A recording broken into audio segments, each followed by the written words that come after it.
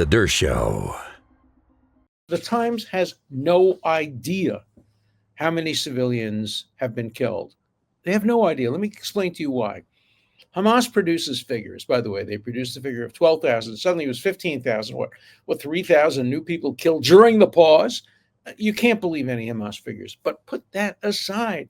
Hamas itself doesn't distinguish between civilians and combatants. So when it says 12,000 people have been killed, it's not 12,000 civilians. The Times simply misleads its readers. It's not 12,000 civilians.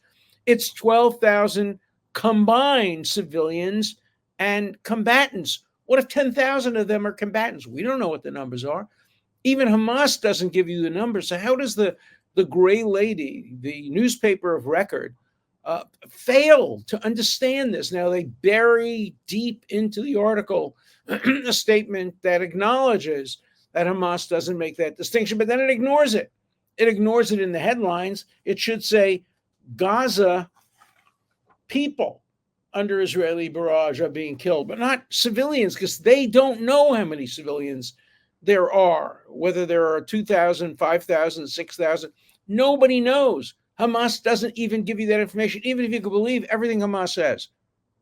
There is nothing in the record that would suggest how many are civilians. So the Times figures out, well, it knows how many are civilians because Hamas does give the following figures. It says how many women there are, and of course, all women are civilians. We know that.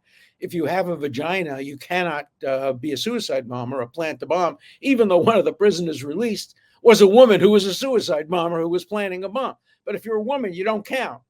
And if you're a child, you don't count. What they don't tell you is that child is a 17-and-a-half-year-old suicide bomber or a 17-and-a-half-year-old who came into Israel on October 7th and raped and murdered and beheaded people. Yeah, they're children. They're children soldiers in violation of all the laws of war. But the Times doesn't tell you that. All it tells you is that because there are a certain amount of women and a certain amount of children, they must all be civilians. No. Women and children are not civilians. Many women and children, 17-year-olds, are combatants. We know that Hamas uses women as suicide bombers. In fact, what they do is often get women to become suicide bombers by raping them. And then they're, quote, damaged goods and subject to honor killing.